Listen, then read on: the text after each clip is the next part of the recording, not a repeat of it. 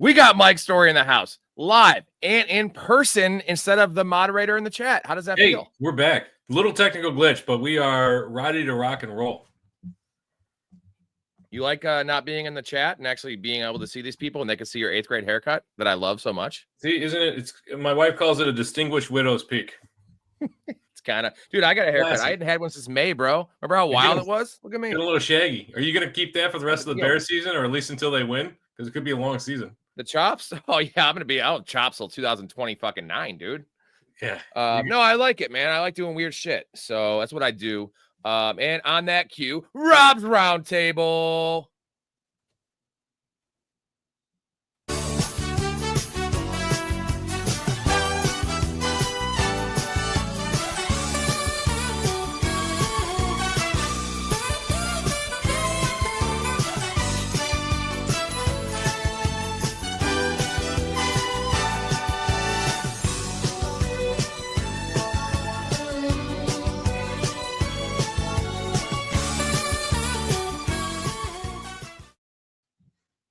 So, if you notice the intro, little Tyreek Hill, Chris Brown joke. I don't know if you read the report today. Tyreek Hill is in some hot water again. I did not. No, I did not. I've been downtown all day. What's the news? Yeah, just more domestic bullshit, and that's always been kind of popping up the last couple of years. But here's the difference: is the last couple of years he was originally for the 5 years with the Chiefs, who they cover all that shit up. They don't want to suspend a Chiefs player, right? He was one of the best players in the league on the Chiefs. First couple of years of the Dolphins, he was riding high. They were competitive. Now the Dolphins are a dumpster fire. So could he actually be suspended? It's not looking good. Like they're investigating domestic abuse for Tyreek Hill. And this came out today? Yeah. Oh, geez. Let me see what. On top of everything else, just Tyreek Hill. There's just so many bad vibes around that team. I'm glad. I wish I had some Achan somewhere, but I don't know. Like the people who were hyping up Hill and Waddle and even Tua and what's his name? Darren Waller for a sleeper. I just did not Darren Waller still hasn't played. He hasn't even practiced, bro. Like the guy was opens review of latest allegations against Miami Dolphins star. Okay. Yeah.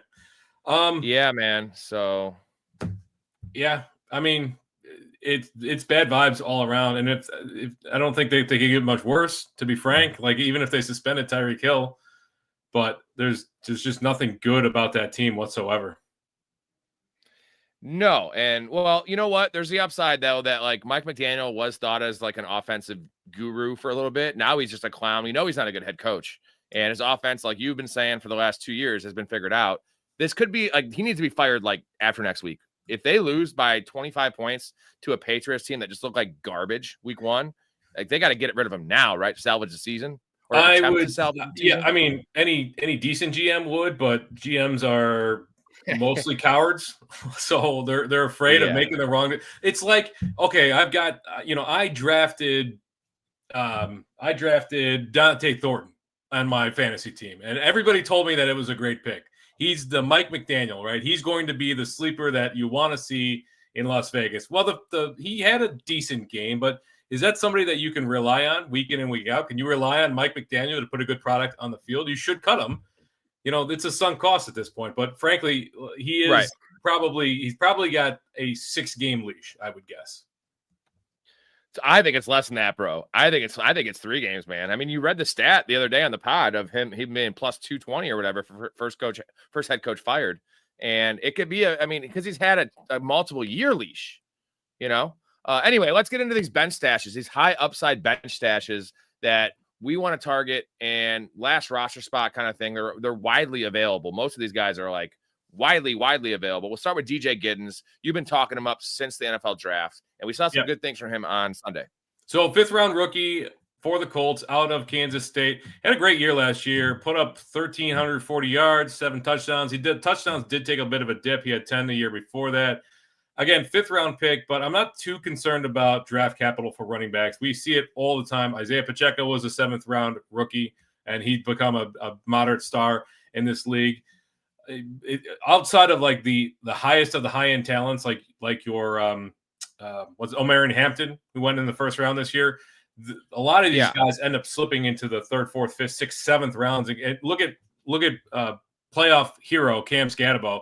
He was going in the 11th, 12th round earlier this season. And, I would say that probably DJ Giddens at this point is a better stash on a better team right now. Cam Scataboo will probably have better standalone value as the season goes on. But if you want to look at a guy who's backing up one of the best in the game, but somebody who has Jonathan Taylor, who's dealt with nagging injuries throughout his career, there's a possibility. I don't think that that little sting of that Jonathan Taylor. I mean, they were up at the point at 25 points at the yeah. So the Dolphins had 0 points at that point. Yeah. So there was no point in keeping Jonathan Taylor in. But if something pops up and you can get a spot start for DJ Giddens for 3 games, it's worth it right now to throw him on your bench. Yeah, I agree with that one. Next one, Kendre Miller. What are your thoughts on Kendre Miller? Because he's been left for dead in the fantasy community, but I think there's a chance that Kendre Miller is. We know he is the number 2 there. Yeah. So we already have that going for us, and he looked pretty good, man. He did. He looked okay. I just dropped Kendre Miller in one league because I think there are better options out there.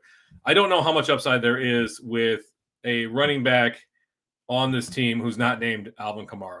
You could see how inept, for lack of a better term, that Spencer Rattler looked on Sunday. There's just not a whole lot to like with that offensive line, with the holes that are opening up. I mean, Alvin Kamara makes his hay in the passing game. Frankly, if he didn't catch that or he didn't run that touchdown, and you're having a really bad day with Alvin Kamara. So you got to hope that things turn around, and I think they will. Right.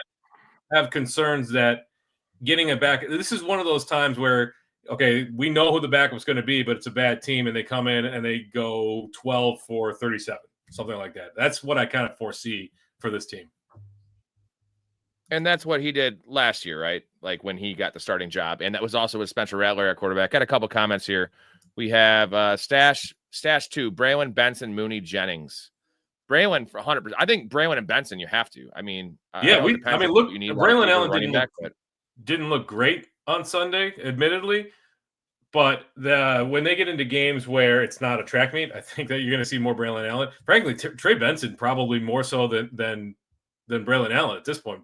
Trey Benson looks like he's worked himself into a role there. And I think James Conner came out and said earlier this season that he's going to need somebody to kind of keep him fresh. So Trey Benson, for me, is a priority pickup in any league that he's available. I'm surprised he's available. Well, Benson should not be available. I mean, because any league I'm in, I was taking him in the 11th round. So we hear 50-50 says Braylon looked bad.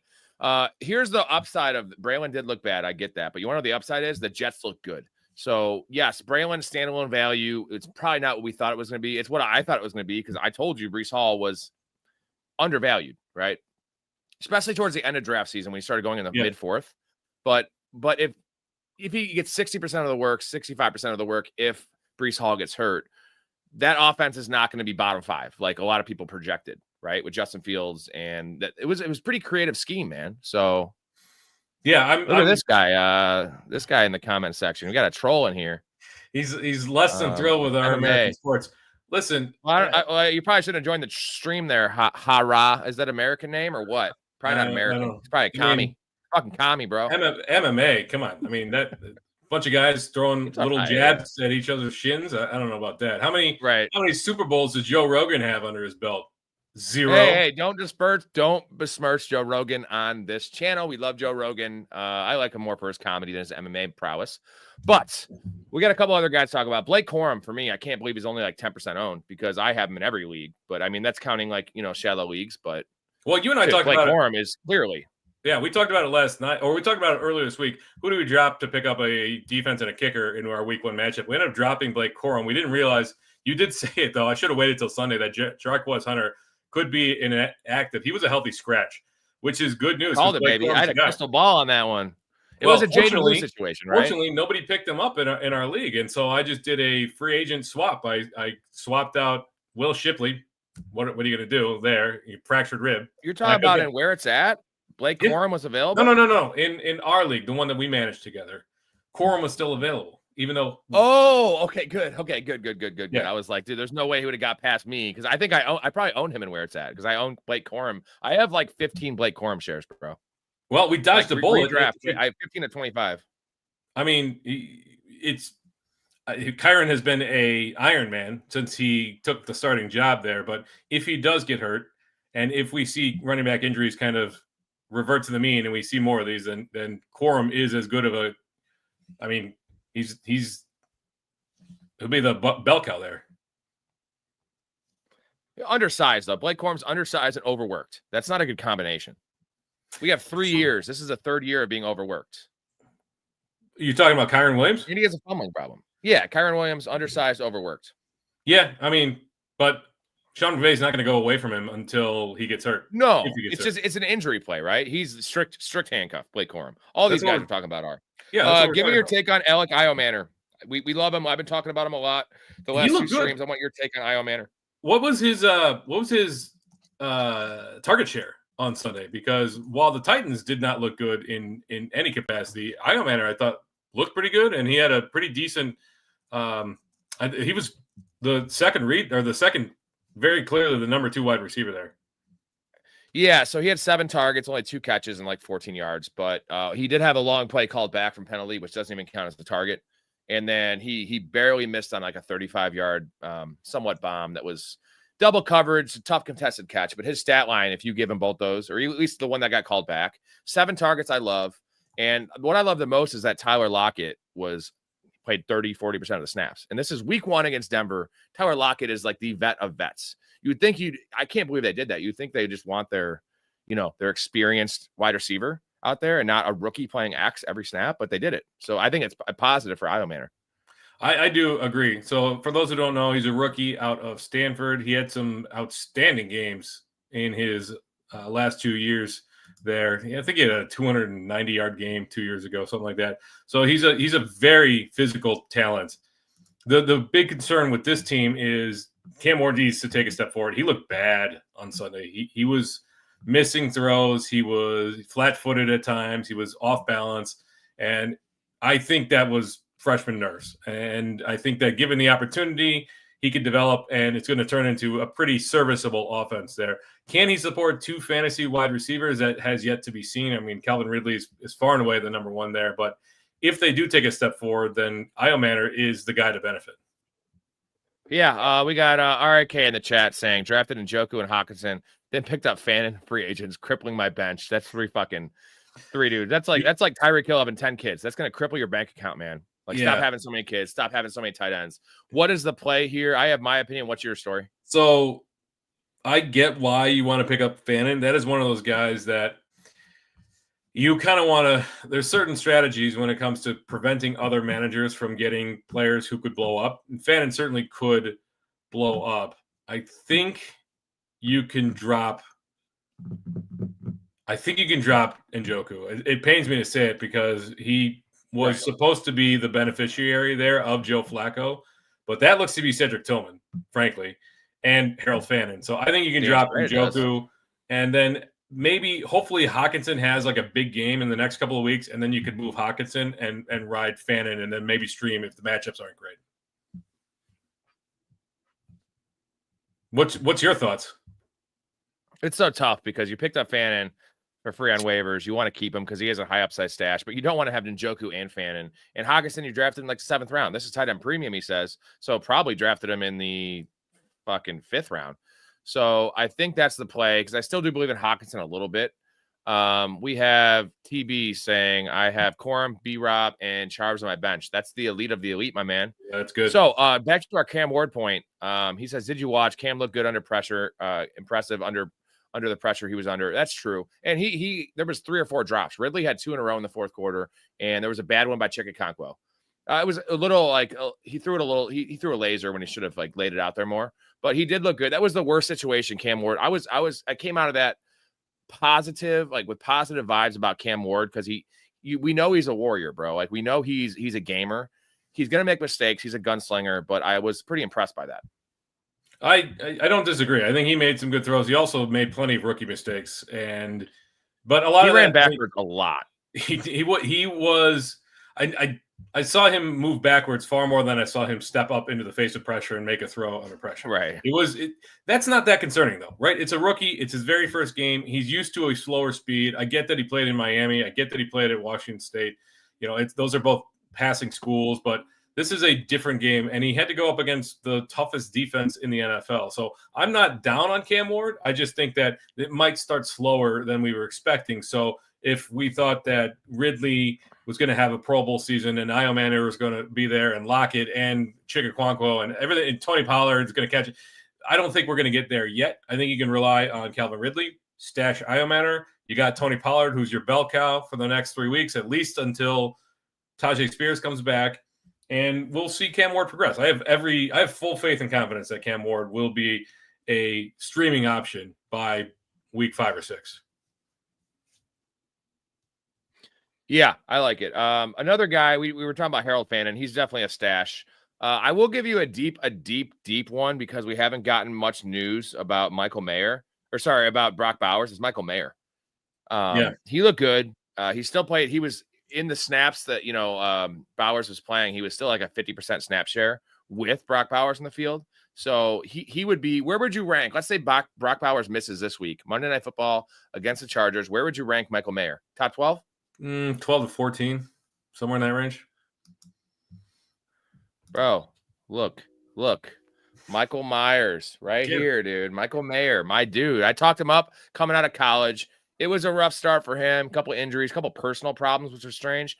But there's plays where he makes a catch, and I think it is Brock Bowers. And maybe I'm not trying to slander Brock Bowers. I'm trying to talk up my dude. I get it, and I think there's better options out there. What do you think about the guys backing up George Kittle? Now, George Kittle went to IR, so he's out for the next 4 weeks at least. Tunjay, baby. Look, guy looks aggressive, man. Or also, Tunjay. There's I think the problem there is they've got 2 guys that could step into to kind of fill that role.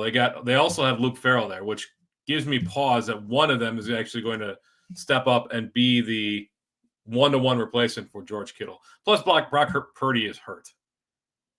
I think for me, the thing about, we'll get to your question here in a second, Cap. The big thing for me regarding Michael Mayer is if you are a Brock Bowers owner, don't mess with the Juwan Johnsons. Just pick up Michael Mayer right now. And if Brock Bowers misses, you're fine. And you have that little handcuff.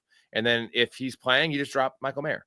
Because I like Michael Mayer this week if Brock Bowers misses. Would you rather start Michael Mayer or Juwan Johnson this week? This is if Bowers misses. I'm starting fucking Michael Mayer, son. God, that is tough, isn't it? Juwan Johnson had a 94% route rate. I get it. That is wild. That is just wild for a tight. That's wild for a wide receiver, let alone a tight end. So, but you're talking about 2 bad offenses. I don't know. I'm a Brock Bowers owner in one league, so I got kind of that decision to make myself. Michael Mayer. Yeah. I'm sure Michael Mayer. All right, we have a couple questions here. What up, Cap, man? Cap's the dude. He's been on here a lot. Hey, appreciate Cap's you. Back. He has Boutte or Shaheed this week. What do you like? We have Boutte for me. Against, you think so? Yeah. Dude, he's an LSU wide receiver. Catches, man. He's an LSU wide receiver. That's all I need to know. Yeah, okay, you're going there. I'm going Shaheed, man. I got to see it again from Boutte. And the thing is, Stephon Diggs played 47% of the snaps. Now, he's never been a 90% snap player. It's going to take 3 or 4 weeks for him to build up to his typical 75%. This week, I'm expecting 56, 57%. Pop Douglas is still going to play. We don't know what the plans are for Kyle Williams. So I think in the short term, I do like Boutte. Boutte, is it Boutte? Boutte, I think. Boutte? Achan Boutte. Boutte. All right, we got it. I gotta hit this one right here. This is my guy. What about Kraft? Story? Tell him what I think about Tucker Kraft. What about Kraft? What are my thoughts about Kraft? I'll tell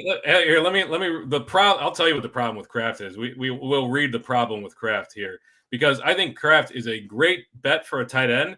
The problem is if you don't get a long catch and run from Kraft, or you don't get a touchdown, you're going to be sad because he did have a touchdown. Outside of that touchdown, he went 1 for 1. So he went 2 for 16 with a touchdown, with a 15-yard touchdown. Then he went 1 for 1 on 4 targets. You're saying because he also had there was a 40-yard seam pass, almost a little corner post seam that Jordan Love just whipped on in the first quarter before the touchdown pass. That's why I'm saying it's going to be. I think I'm impressed with the talent, but it's going to be more hit or miss than I think we thought coming in because you got Dobbs, Reed, Wicks, Kraft, Golden, Jacobs catching passes. Musgrave caught a pass. Fitzpatrick. Who the heck is John Fitzpatrick? He's another tight end who caught a pass. Chris Brooks caught a pass. Hold on. Davion Williams got in on the party. What you're failing to mention to the viewers and yourself, because you're lying to yourself, is that Tucker Kraft played 92% of the snaps. No other receiver played over 70. It was 72 for Dubs and everyone else in the 50s. Tucker Kraft is their wide receiver 1, if that makes sense. He's going to be on the field the most. How much did he block? They're going to throw more. They're going to throw more than they did against the Lions, bro. They're going to have to. So I love it. We got another question here from Gator. What's up, Gator? I'm going to give you 2 in a row. Look at that. He says lost Kettle, but I'm thinking he's talking about Kittle, unless he lost his tea kettle. Unless he lost his tea kettle. So who's your pickup for him? Because it's a 3 to 4 week thing. So Fannin doesn't really work for the Kittle owner because Fannin's gonna be a slow burn, most likely. At least that's what I'm predicting.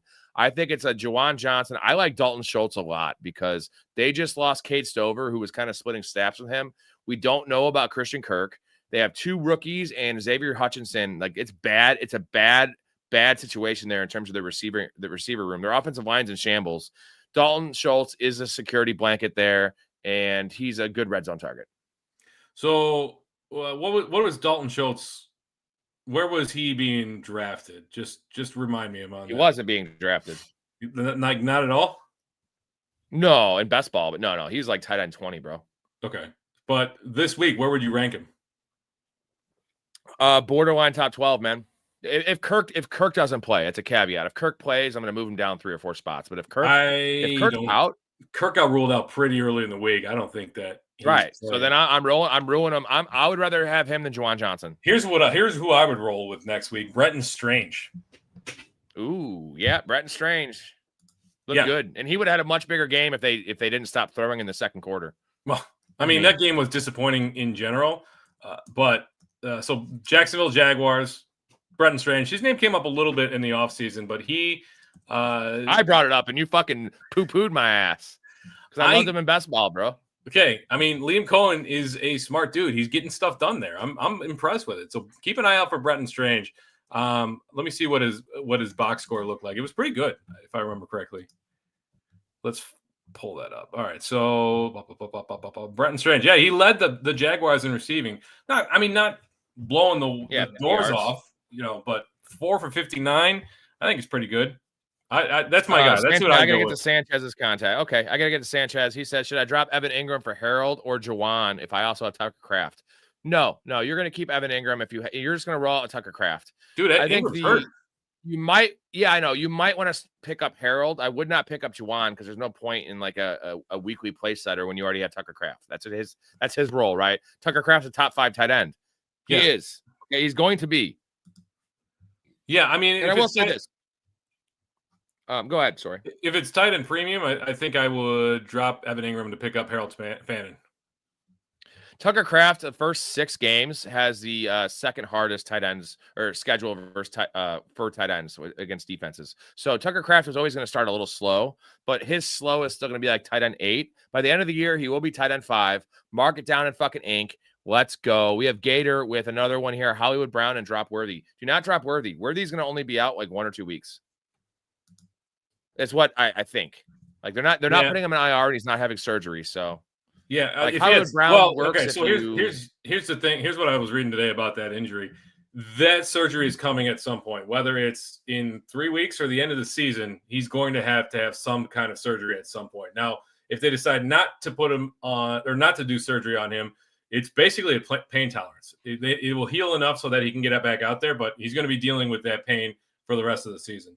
So I don't think you need to drop Worthy, certainly, but just be aware that he's going to be hurt all year long. Yeah, it's an issue. I got to shout out Nate Skarzinski. That's Bill, halfway Bill's son.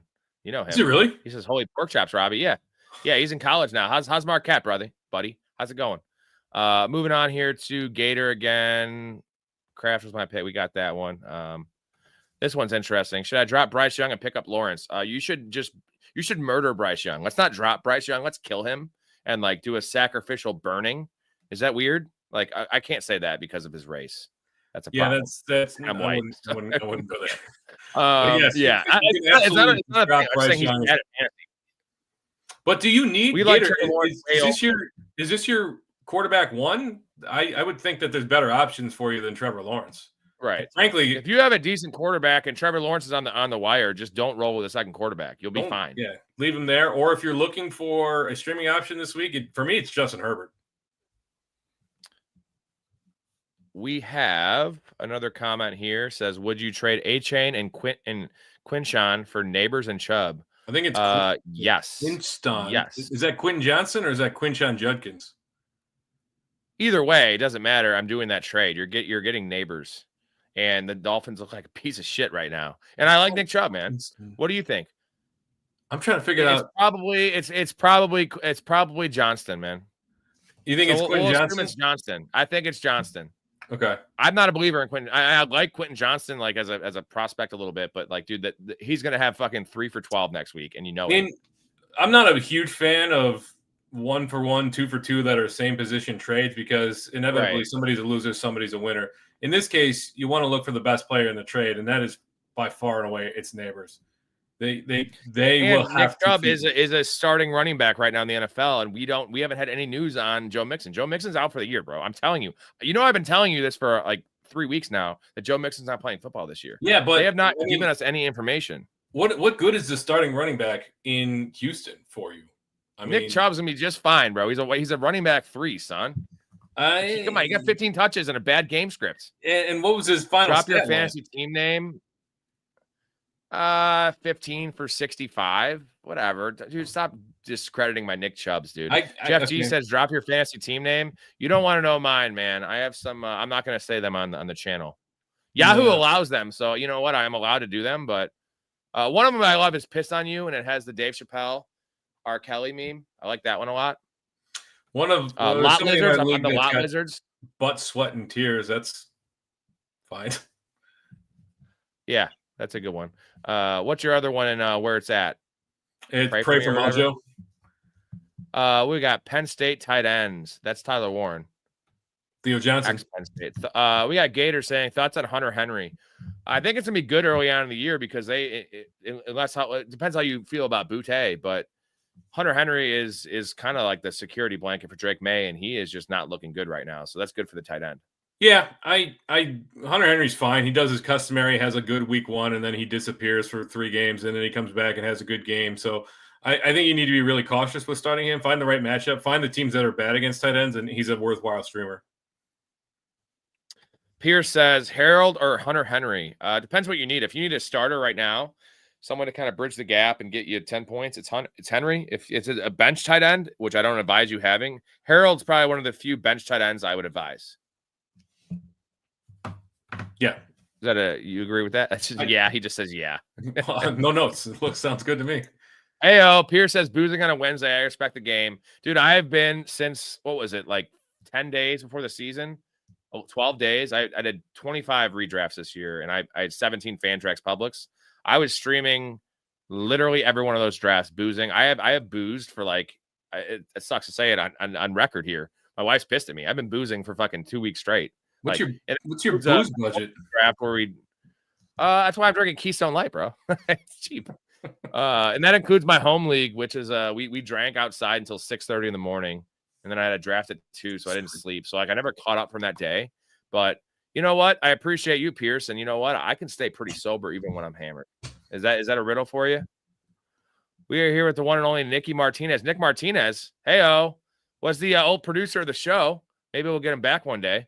Pick up Aaron Rodgers or Daniel Jones. Probably Daniel Jones over Rodgers, but I would say neither, personally.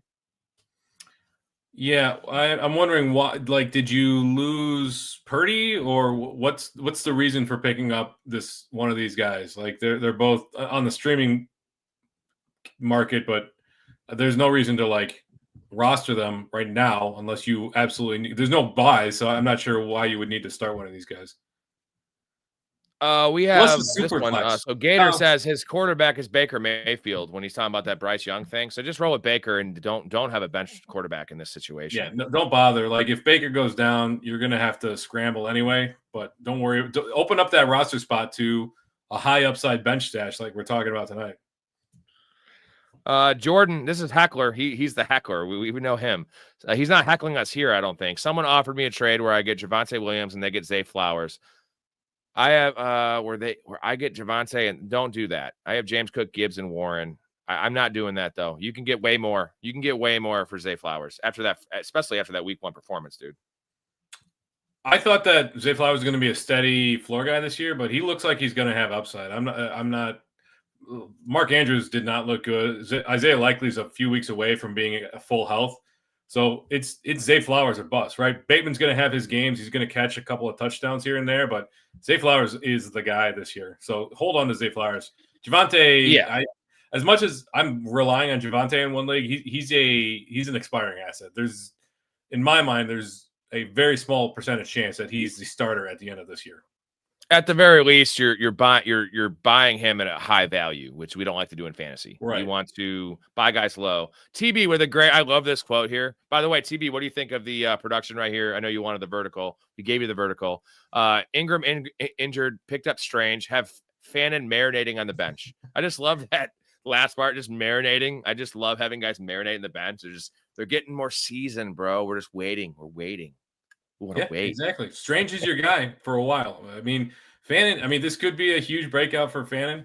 Rookie tight end out of Ball State. He was just phenomenal last year. Well, and Njoku was supposed to be the guy, but Fannin, they play a lot of 2 tight end sets there in Cleveland. We have 0.5 PPR, start 2 wide receivers and 1 flex. We have Marvin Harrison and Boutte, Debo, Sutton, Breece Hall, ETN. That is a fucking great problem to have, my dude. Well, you also missed BTJ, Brian Thomas. Marvin Harrison for sure. You missed Brian you're Thomas. starting Brian Thomas, Marvin Harrison, and Boutte. Shit, You have Sutton, though?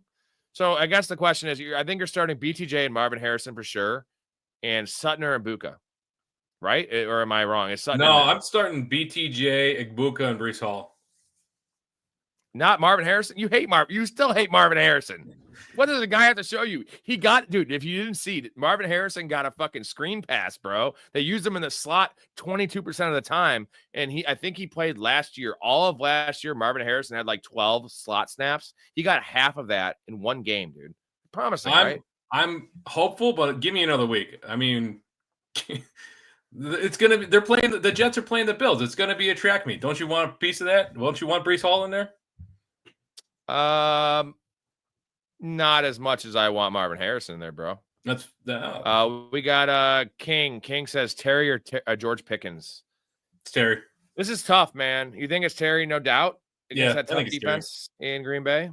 Yeah, I'm predicting a big bounce back for George Pickens this week. So this is close. I think obvious answer is Terry. I'm going to give you George Pickens and not give you anything. See, my problem is they're playing the Giants. So how much are they really going to need to move the ball? That could be a 17-14 game versus until Jameis Winston comes in the third quarter and throws 2 touchdown passes. Here's the problem with that whole quarterback scenario, right? So they're starting Russell Wilson, and they're kind of locked into Russell Wilson. You can't jump over Jackson Dart. Jackson Dart's the backup there. You can't jump over Jackson Dart to go to Jameis Winston, even though Jackson Dart probably isn't ready to start in the NFL.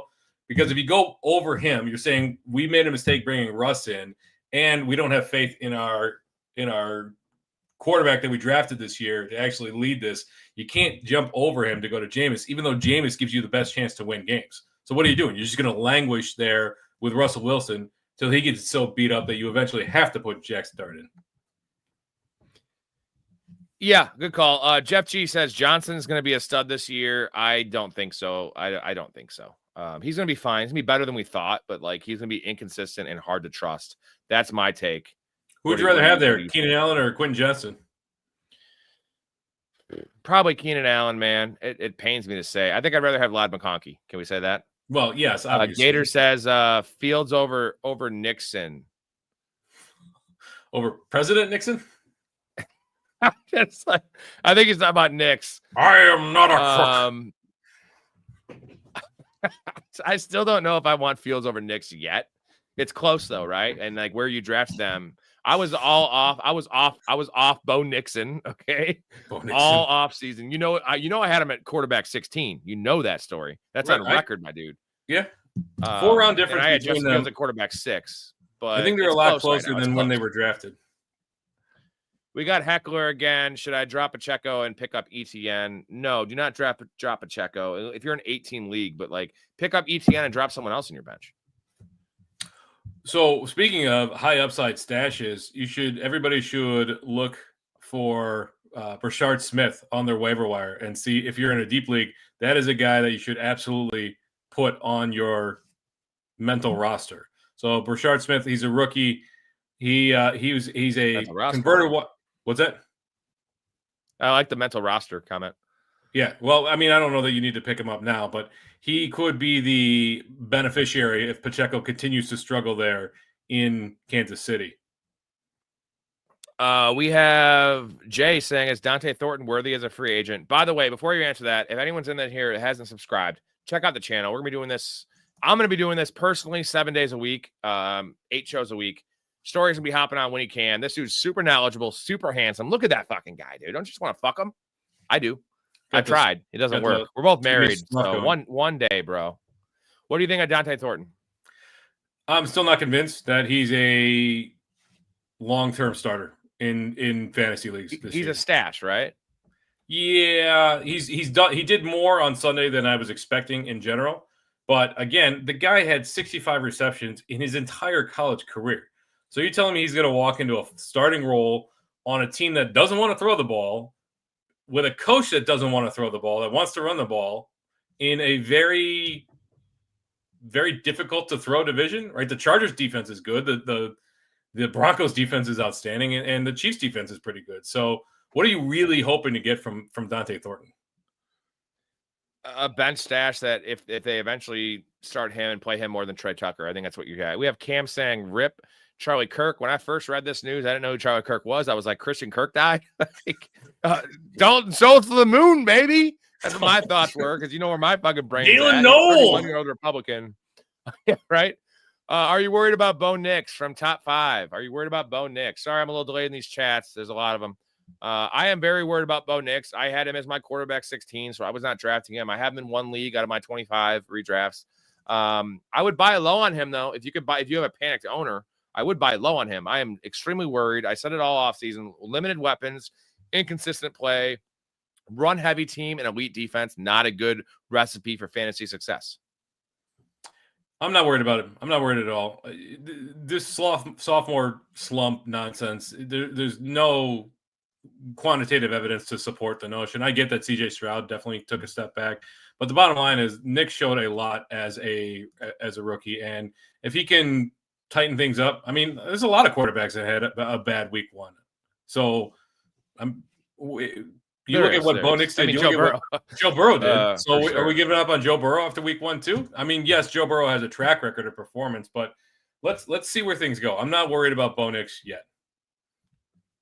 I got a couple funny comments here. I get to the funny one in a second. Julian says, so in my league, is PPR risk dropping Ingram for Fannin or no? I wouldn't do it personally, but we got to see what the injury is for Evan Ingram. This one's great. Rowan says, bro went to the barber and said, give me the Amish frat boy. Let's go, dude. I like that. You know, the thing is, I'm bad at technology. It took me so long to get this shit set up. I was doing it on a phone. My buddy, who's 24, always calls me Amish. I'm 37. Not good with technology. I'm not really a frat boy, but I am Amish. Well, you got it working, so more power to you. It doesn't look bad, right? It is. If you can pull it off, some people can't pull it off. I've been told I can pull it off, and I'm gonna trust those people. Maybe there's being an asshole so they can look like a fucking clown and they can make fun of me behind my back. I mean, don't make fun of him behind his back, people. I guess. The action says you shouldn't need someone to tell you not to trade Javonte Williams, not to trade for Javonte Williams. If the price is right, the price is right. I just think that you're buying high on him, and that's not how we like to do fantasy, right? Right. Well, Gator, Henderson or Pollard for the rest of the season or this week? This early on in the next 3 weeks, I give you Pollard. Rest of the season, Henderson. Yeah, that's pretty easy. It's Pollard weeks 2, 3, and 4, unless Henderson show some major improvement this week. We got Bobby Caldwell. What's up, Bobby? And Tyler Warren is the next Gronk 2.0. I don't know if I want to go that far, but he looks great. My man Mike Story right here has been talking him up since April. Yeah. But I mean, Probably since like April of 2023. I've been talking him up since September of last year. The kid is an absolute stud. He's a monster. He's a literal monster. We have Unique. What up, Unique? Dobbins or Tracy Jr. this week at flex PPR. Dobbins. You know what? I think I'm gonna go Tracy, dude. It's PPR. If it was half PPR, I'd go Dobbins. And PPR, Tracy had a bad showing. He's still the lead back there. I'm going Tracy Jr. because I think he has 4 to 5 catch upside.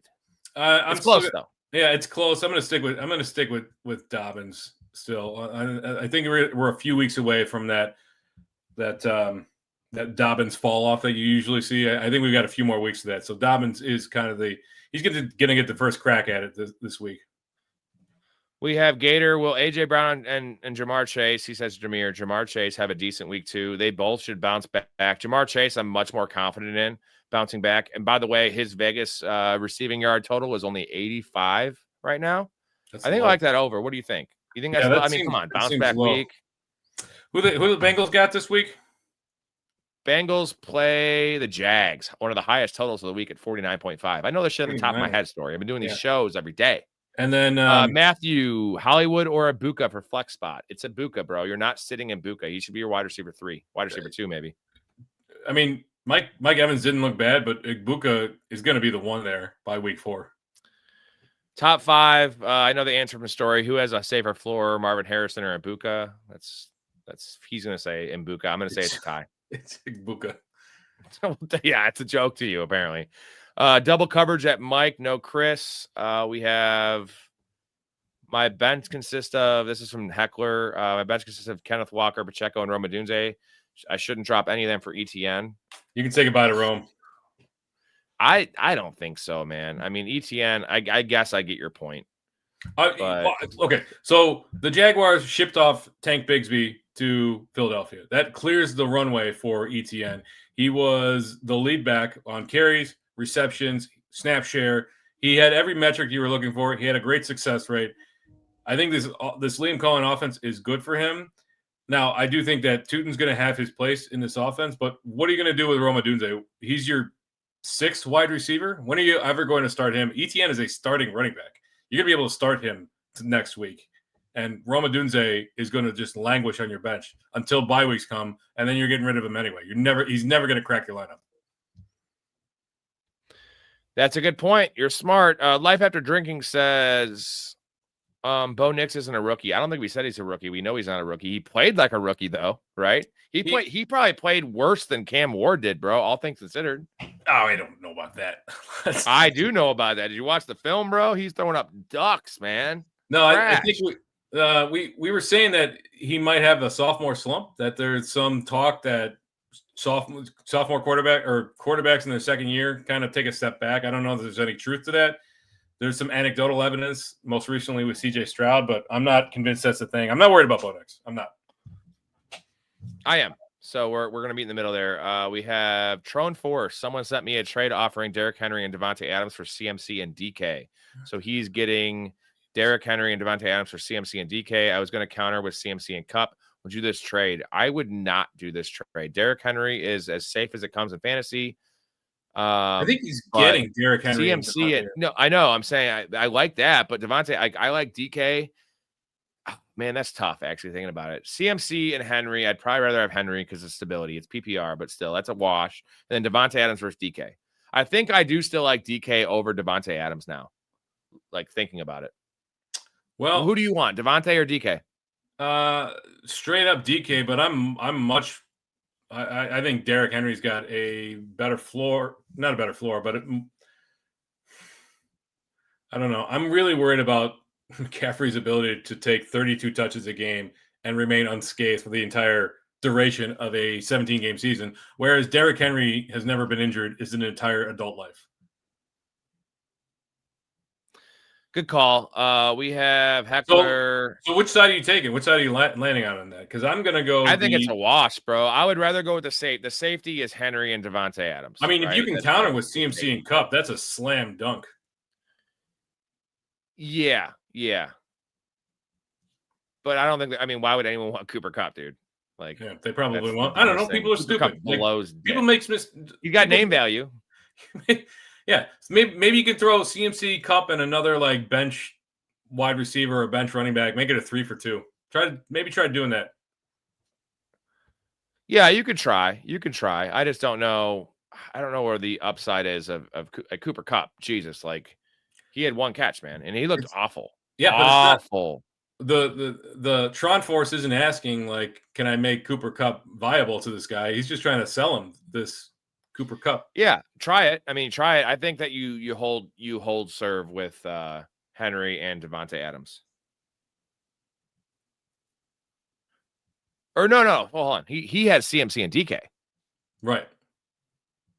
So you're saying you take that trade? I would take the Henry, and again, I don't like the idea of 1-for-1, 2-for-2 trades where you're just exchanging players in the same positions. So I would try to turn this into a 3-for-2, a CMC, Cup, and somebody else on your roster for Henry and Adams. Then you do two things. Number one, you get rid of a worthless asset in Cooper Kupp. Number two, you open up a roster spot for you to put in a backup running back or an upside wide receiver you can stash or something along those lines. All right, let's get on to the we'll catch up on comments once they come. Let's get on to the handcuff rankings here. And whether it's you're trading for these guys, some of them might be available in shallow leagues, but I got some names for you here, and we're going to go through and talk about like where do you have them ranked, because there's a lot that are really close. We have Trey Benson, Tyler Algier, Ray Davis, Rico Dowdle, Blake Corum, Braylon Allen, and Brian Robinson Jr. We're going to add in Najee Harris. So Benson, Algier, Davis, Corum, Braylon Allen, Brian Robinson, and Najee Harris. Is Benson the number one handcuff for you right now? Just based on the fact that James Conner is the most likely to get hurt. Where like Tyler Algier is probably a better play if there's an injury to Bijan, but who's more likely to get hurt, Bijan or James Conner? It's James Conner.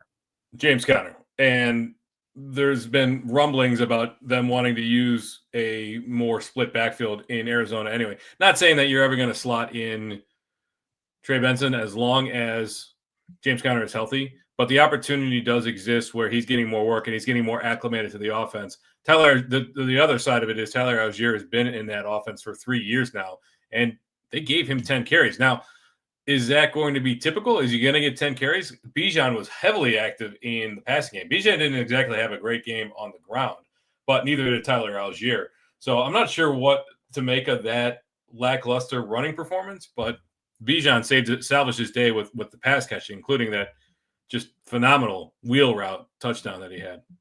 But for me, it's Are you worried about Ray Davis? Are you worried about Ray Davis with the usage? I know, like we all expected him to be more involved, and it looked like it was Ty Johnson. It was Ty Johnson that played 28% of the snaps, and Ray Davis played like 10%. So, are you worried about Ray Davis, his handcuff value for one, and then whatever standalone value he had? The standalone value is completely gone. Like, it's unfortunate, but they're just not going to be using him in the role that I expected that they might. I think I got caught up and this I'll have to go back and look next year, but I think I got caught up in thinking that the preseason coach speak about we're going to use a more robust two-back system. Braylon Allen, Ray Davis, Trey Benson, all these guys, they're going to have Trey Benson was utilized. Trey Benson was almost even out with James Conner. Right. Well, okay. So like Ollie Gordon was another one that was talked about. That was bad. Right. Bashal Tutin, Kendre Miller, Austin Eckler, all these guys that I get Austin Eckler was the starter there and he's a pass catching back. But what I'm saying is I kind of got caught up in the hype about, Braylon Allen's going to have a role here. Well, the fact of the matter is when push comes to shove, these coaches fall back into what's familiar. And in this case, it's the starting running back. So for me, Ray Davis is still the handcuff. The fact that Ty Johnson got 2 carries and Ray Davis only got 1, even if Ray Davis isn't like the starter come James Cook getting injured, you've seen Ty Johnson run. He's not the talent that Ray Davis is. So you're not going to be able to. But he's a better fit for a third down back. We have that's a good call, TB. Ray Davis is only viable with Cook injury. We have a question here. Fellas, can you help me out? I'm in a 10-man PPR. I have CMC. I'm stashing Brian Robinson on my bench, but my tight end is Loveland. Is it worth the risk to drop Robinson for Juwan, Pittsburgh, or Fannin? Do not drop Brian Robinson Jr. No. We're about to talk. Is he the number one? Is he the number one handcuff? Is it him or Benson? Because I think Benson. It's so tough, man. I think Benson's a better player than Brian Robinson. But I think that Brian Robinson, they traded for him for a reason. And CMC, we were talking about the likelihood of Connor getting hurt, which is high. The likelihood of CMC getting hurt is way higher because they're giving Benson a workload behind Connor to keep Connor fresh. They're not giving anyone a workload behind CMC.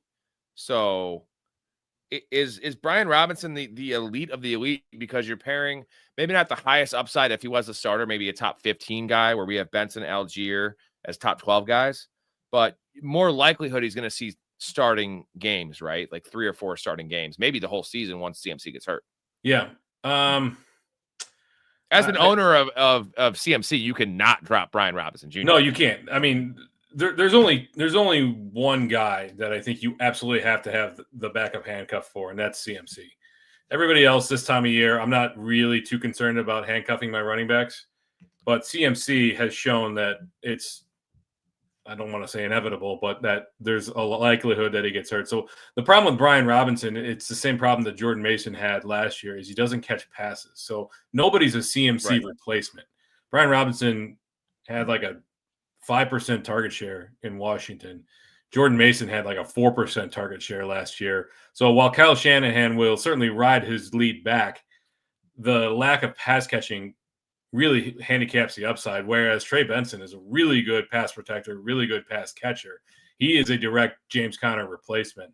And that if James Conner goes down and Trey Benson gets the backfield to himself, like that's to the moon.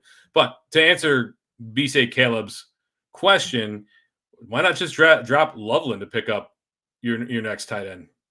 Like, why? Right. And here's the other question: is who else do you have to drop? It's a 10-man league, so it's probably good options. But let us know who you have else to drop, and then we'll do a follow up with you. But we have another one from Jarek: Ken Walker or Dylan Samson. Hold on, didn't work. This is Ken Walker or Dylan Samson to start this week. Just so you know, any of you guys ask questions, please subscribe to the channel. We're going to be doing this 7 days a week. So all your questions asked. As of now, no super chat, no ads, none of that bullshit. Although we are sponsored today by Keystone Light. I'm kidding. We're not. I wish we were, bro. I'd get like that residual check of $10 a week. Wait till you get a Ken Walker for me. Yeah, I think you got to give it another week with Ken Walker. Sharps had the better opportunity share, but that I still feel that when push comes to shove, that is Ken Walker's backfield mostly. It's not going to be an 80% opportunity share, but it's 60-40 Ken Walker. Let's go back real quick to this question because he doesn't have anyone else to drop. And it's a 10-man. Thinking about it, it's a 10-man league. Caleb, you get the hell rid of Loveland in a 10-man league. A 12-man, I see holding on. Get rid of him. I think the pickup is Ferguson.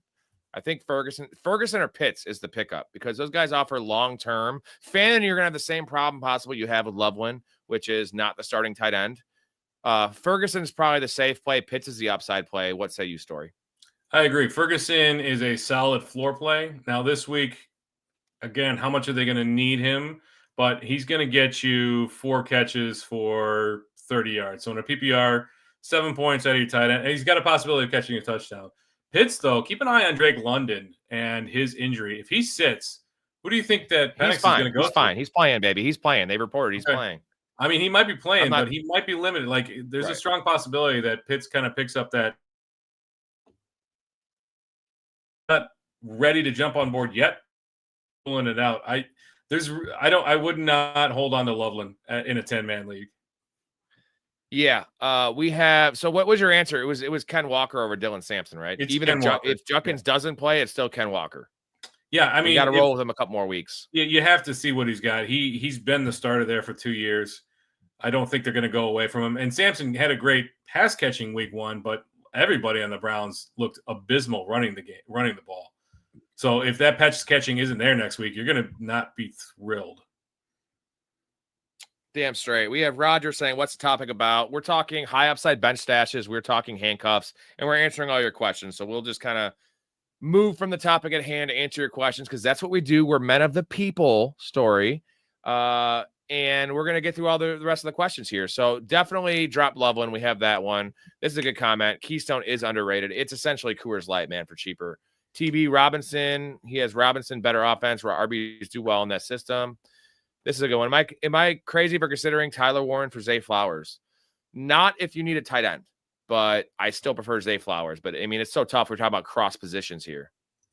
Yeah, it is cross positions. If you are in desperate need of tight end, I could see it. I might try to get more for that, but I love Tyler Warren, but I do think Zay Flowers has a really good chance to be a top 18 wide receiver this year.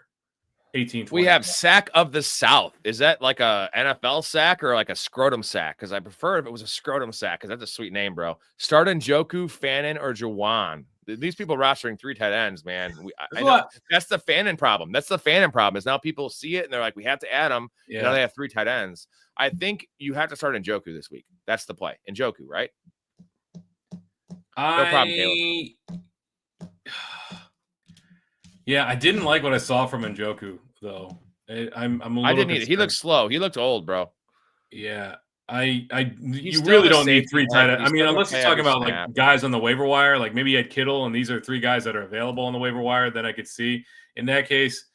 But you certainly don't need those 3 guys on your roster. I think, yes, Kittle is probably the play, but be prepared, man. Like they do run a lot of 2 tight end sets, but Kittle lined up a lot. Not Kittle. Njoku lined up a lot in just in the traditional tight end role, but they moved in line, man. And I didn't like that.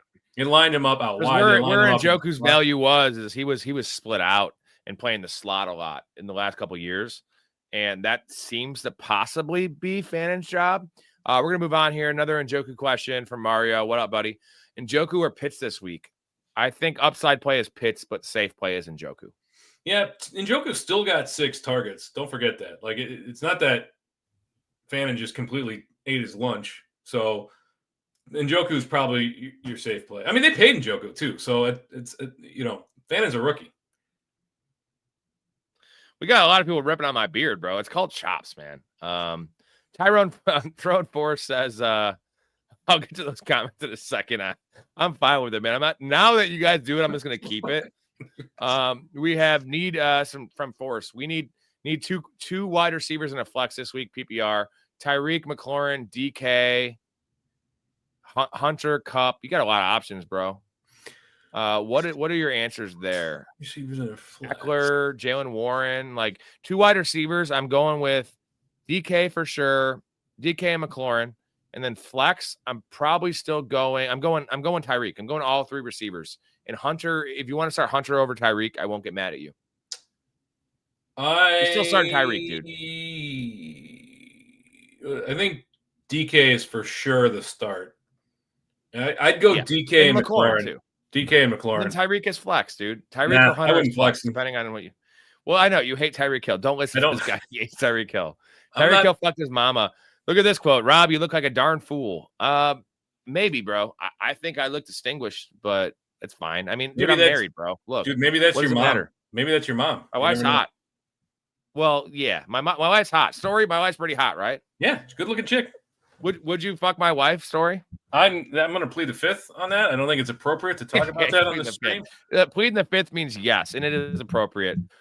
Pitts is also on my waiver. I'm on Njoku. And this guy says, what the fuck kind of beard is that? Bro, you've never seen chops before. Like, it's coming back, dude. I'm bringing it back. I should be drinking PBR with this beard. You've seen Gangs in New York, This is a good one.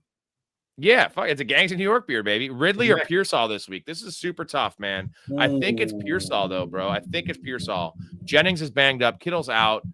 Even with Mac Jones, like, I don't care. Kyle Shanahan's going to get it done.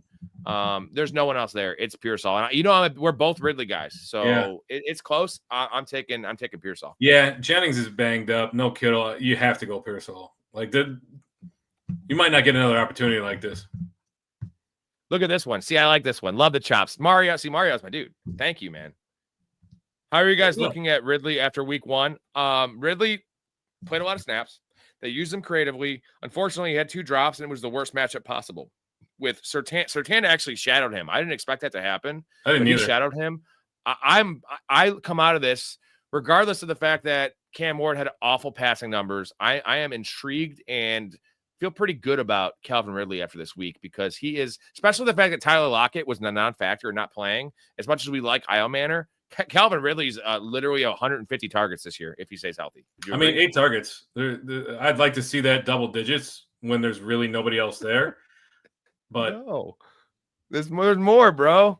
Looks like he picked up those chops on the waiver wire. See, I don't know if you missed the stream earlier today. I had this guy trolling me saying like how I had this guy saying he's fucking my mom right now. He sent like 5 messages about all these details about fucking my mom, and he doesn't know me. I'm just like, yeah, my mom's 65 and she's a whore. Like, go ahead. You want to fuck a 65-year-old slut? So I'll play into it. She's not. She's a great lady. She's married to my dad still. But like, you can't troll me. I'm fine. I'm untrollable, man. Like, I love this shit. Bring it on, son. I do appreciate the nice comments though, because it makes me feel warm and fuzzy inside. Well, look at the next comment. Hit. Bobby Ricky said I'd hit. Hey, thanks, dude. You're talking about hitting me? Like physically or like fucking me? Because I'm a top. I'm versatile. I'll switch it up. Juwan Jennings or Keon Coleman? It's Keon Coleman, baby. Juwan Jennings is banged up. It's Keon Coleman. You'll almost never flex. Hey, Andre, we might have found a new Wolverine. Thank you, dude. Why is all these comments about my beard? Like, I'm distracting from the actual fan. This is distracting from the fantasy content we're trying to bring you guys. I'm dropping a Dunze for Pearsall, says Heckler. How the fuck is Pearsall available? He was a 6th-round pick. 18 league. Okay, 18 league. 18 league, yeah. Another one, Holy Chop Beard. Geez, man. We're just 5 years sober. Go drink under a bridge and shut up. Jeez, dude. We're getting some hate. Bobby Ricky. Hey, I'm not trying to offer you beers, dude. I'm fine with you not drinking. That's cool. I'm not trying to push it on you. I'm not like a drug dealer here. I'm not sponsored by alcohol, even though we were sponsored by Keystone Light. Fucking around. All right, we have Sack of the South, my favorite guy in here. Great name. Traded ETN plus Javonte Smith for JSN, 3 wide receiver, 1 flex league. I think I like this one, man. Yeah, I do too. JSN is a top 8 receiver, bro. It's in PPR. It looks like he's a top 8 receiver. It seems like he was undervalued. He's like looks like 110 catches this year, right? 110 catches easily. I mean, a 54% target share is not going to repeat itself. That is just absurd. But they don't have anybody else there. They are, they got a pretty good line that gives Sam Darnold time. Sam Darnold's not as bad as he was in New York. JSN looks like he's taken that 3rd-year leap that we used to hear about. Now it's a sophomore leap, but it used to be that 3rd-year leap. And he kind of broke out last year, but this could be his year to vault in the top 5. Oh, we have Ricky Bobby saying, I'd hate your wife. I mean, you could try, bro. She's actually believe it or not, I have a pretty good girl. Like, she's not like a slut, which is usually the kind of girl I'd go for, but not the one I'd marry. So he says, did I win the trade? You won that trade in my mind. Another question here from Ryan. What's up, Ryan? Will Moody get another shot in the NFL? Most likely because all kickers get another shot, right, Story? Yeah, all kickers get another shot. Moody will get – he's young too. I'm convinced he's still dealing with that ankle injury that he got on trying to make the tackle on that kickoff. I saw that video today. So I think if he is actually still injured, he'll get another shot somewhere when he heals up. Yeah, Heckler's on here. I think heckling. Should I actually pick up Pearsall or Calvin Austin? Like, let's not do this. This is Pearsall should not even be on the waiver wires. We got a real good one here from Sack of the South, a real comment. What are we thinking about Harvey Dobbins situation? I have both. Story, I'm going to pass this on to you because you are the Harvey guy. I like what I saw from Harvey. Let's pull. You like 27% of snaps though? Yeah. Well, okay. So he's Tyler Beatty. Tyler Boutte played ahead of him though. Just so you know, he got a carry before, a touch before Harvey had. That was a Sean Payton fuck you to rookies. It reeks of Sean Payton. The rookie has to earn it, which we've seen plenty of times. But 6 for 70, right? Like it doesn't look like Tyler Boutte actually had a carry. It looks like Tyler Boutte had 2 receptions for 16 yards. I was expecting more in the passing game from RJ Harvey, but the kid has juice. And where are you going to get? You're not getting that from J.K. Dobbins anymore. You're not getting it from Tyler Boutte. For me, it's Harvey. I don't know that I would start, depending on who else you have. I wouldn't start Harvey this week, but yeah, UCF stud. I'm hopeful that I'm still starting Harvey this week, like unless I had like Javonte. Are you starting Javonte Williams or Harvey this week? It's Williams, right? it's Javonte Williams. Yeah, Javonte Right. showed Like, that if you he don't is have any better options, like Tyrone Tracy or Harvey this week. Harvey. So yeah, Harvey's a borderline. I would probably have him ranked. I haven't done my ranks. Probably like RB 25 this week. So you could do worse, and he has some inherent upside because of his ability and that offense. And he has pass catching upside. Unfortunately, he had one catch for -1 yards, which is just batshit crazy. Well, I mean, Kamara. We got to move on here. Yeah, but yeah. Blake says, y'all think Hollywood Brown has any long-term value? Long-term value, no. Value until week 6, yes. Yeah, immediate value for sure. Yeah. Let's talk about these handcuffs before we get some more comments here. We got some back-end handcuffs we got to talk about. What is your take on Ollie Gordon? Like, because he was, dude, remember the Fantrax drafts I was doing? He was going in the 9th round. Round. It's like what I mentioned earlier. We got so caught up in the explosion of these preseason guys who are going against second and third string defenses that we forget that they're second and third string running backs for a reason. So Ollie Gordon, fine. If you want to, I've got him. I'm not dropping him. I think he's a worthwhile stash because Achan has been injured several times in his career. But you got to remember that offensive line is a mess. Tua looked atrocious. So yeah, he did. Without that touchdown from Achan, like Achan's value came when Tua was playing, but it didn't come in week 1 outside of a touchdown. I don't know how much value there is. Now, if Achan's out of the picture, Jalen Wright is nothing there. So Ollie Gordon's going to have all the work. Again, what's all the work on a team like that? It's about volume for running backs. So I'm fine keeping Ollie Gordon, but there's probably better options out there. Okay, we have Heckler with an actual comment. I appreciate this one. Should I drop Matthew Golden immediately for literally anyone at all? No, not for just anyone. I would still have Matthew Golden over Quentin Johnston. Matthew Golden versus Hollywood Brown is tough. If you need immediate production, I could consider it, but I'd still rather have Matthew Golden. I would too. I think his snap share is going to grow. He got banged up in that game, too. That could be an explanation to why he played 50% of the snaps, or it could just be the hockey lines, as you put it, that the Green Bay throws out there at wide receiver. Yeah. So give it a couple of weeks. Okay. Is this Palomalu? What up, Troy? Love your hair, bro. It's awesome. 12-team double flex squad held up by Lamar, Nico, Puka. Evans and Ridley. RBs are Javonte, Harvey, Judkins, while holding on to Caleb Johnson and Scat. Panic at running back yet?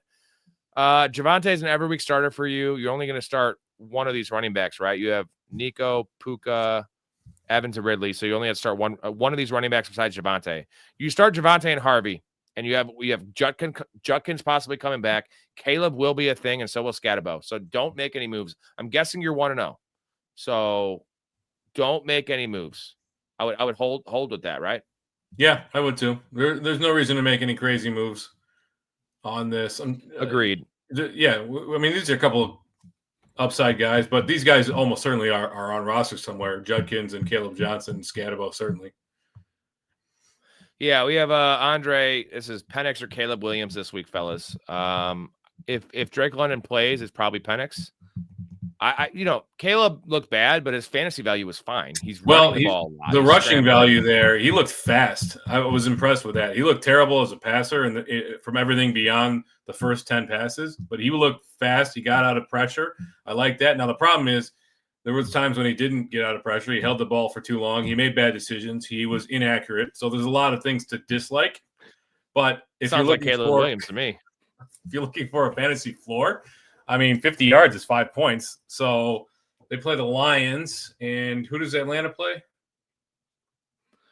Atlanta has, I don't know off the top of my head. I don't have it up. I will say this. The way you describe Caleb Williams is like describing the local whore that's like an alcoholic. Be like, yeah, she went out to the bar. She got drunk because she fucked someone. Like, big fucking surprise. Caleb Williams scrambled around and had some inaccurate throws. But the upside is that drunk whore had an orgasm, and Caleb Williams had a rushing touchdown and the offensive line looked okay. I think Caleb's going to be fine for fantasy. Are you kidding me? The offensive line looked atrocious. They looked terrible. It didn't look as bad as previous years, bro. First year meshing, I'm good. The right guard, man, he was, oh my God, it was bad. It was bad. And DeAndre Swift is making nothing happen in the run game.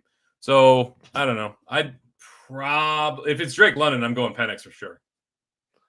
Another comment. By the way, I didn't notice the beard until someone mentioned it. I thought it was your normal look. Since I've been doing these streams, I've had the beard like this for like 3 weeks. So it's not my normal look, but I'm just rolling with it. We have good evening, family. Not family. Jesus Christ. I'm drunk. Good evening, family. I can't. Family. Football people. What up, JT?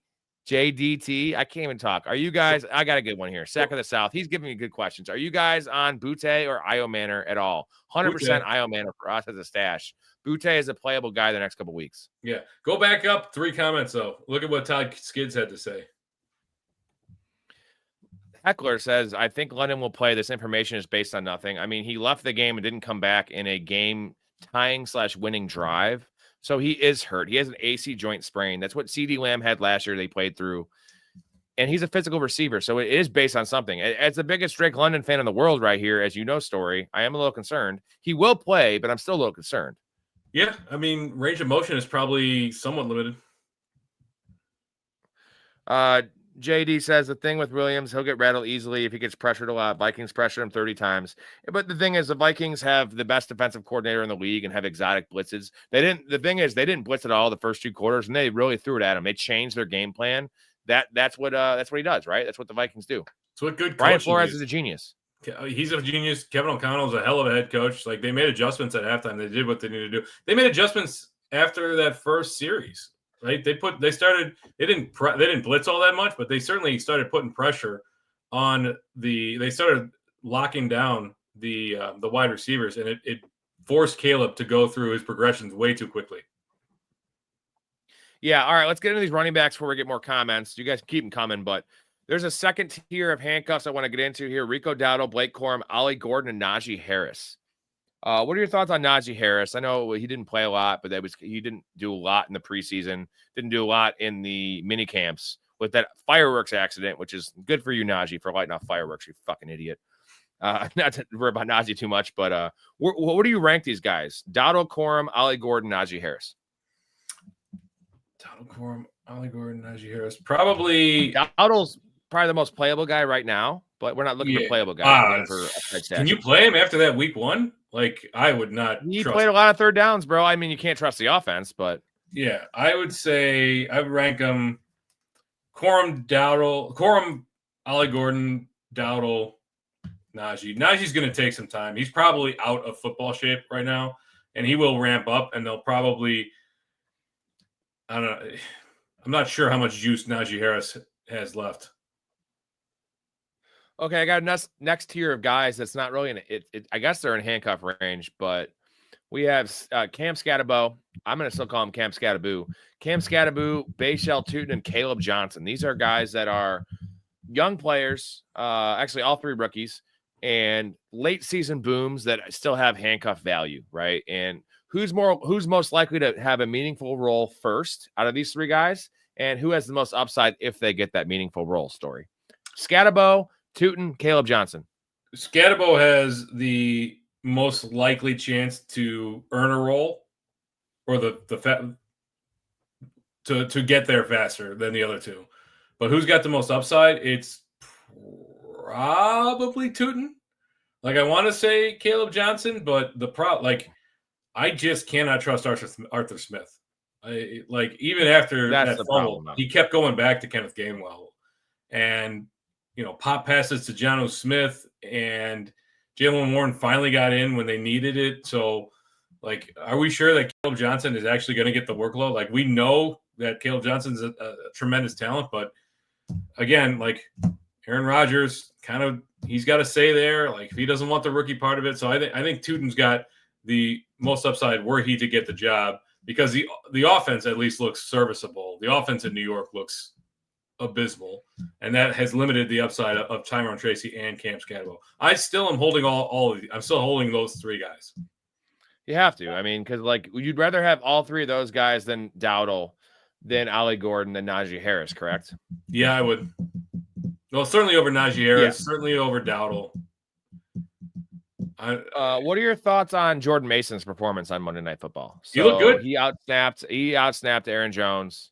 He looked good. He had a better target share in week 1 of this year than he did all of last year. So that's good.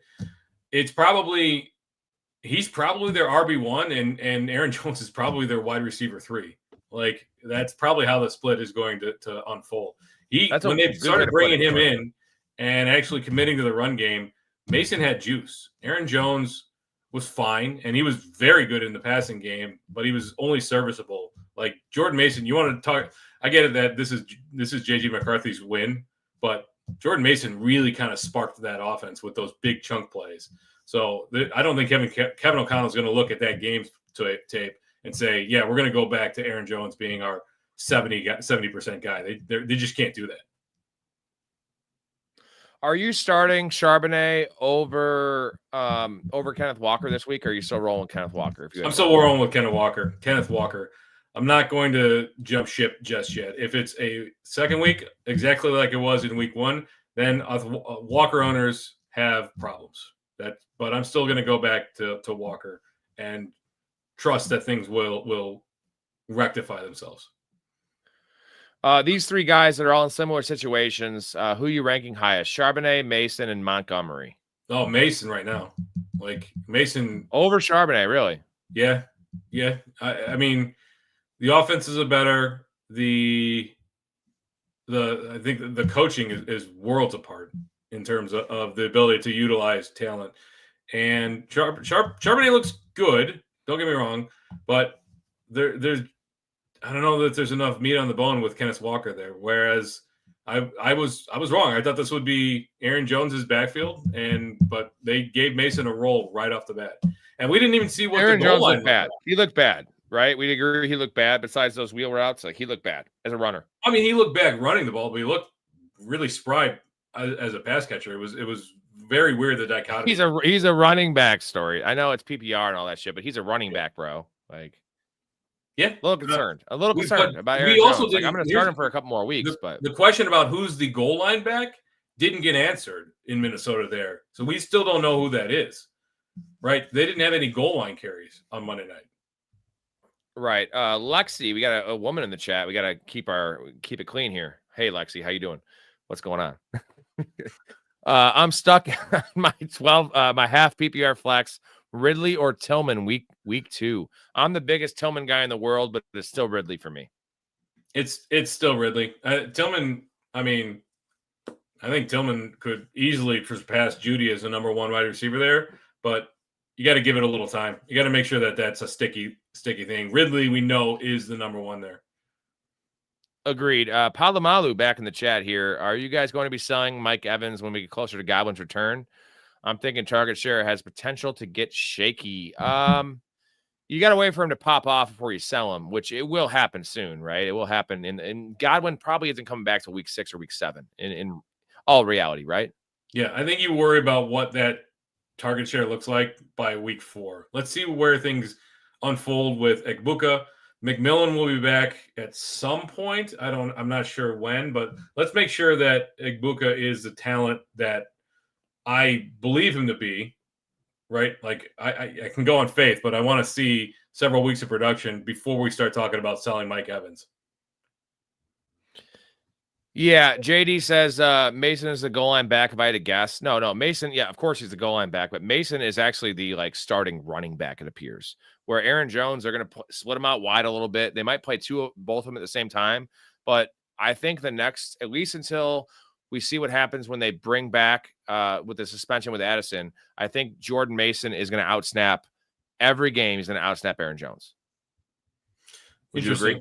Yeah, but I wouldn't say Jordan Mason is a starting running back. They very clearly started with Aaron Jones in this. Not the nominal starter. Who's on the field first? Like the starting running back is in who plays more. Okay. If that game unfolds a little differently, Jordan Addison is going to only hurt Aaron Jones, right? Like because then there's less receiving, volume to go around. Yeah, I get it, but I'm just saying if that game unfolds a little differently, I don't think you see. I think Mason was probably not going to see as much work as he did until they started slipping behind. They needed a spark, and they thought that Mason had more juice. So I still think this is Aaron Jones's backfield. All right, Heckler back in the chat here. If I'm going to trade away CMC, who are the only players I should consider trading for him? Let's stick to running backs here for a 1-for-1. I think Jonathan Taylor. I think Bucky Irving. I think Chase Brown. Bijan Robinson.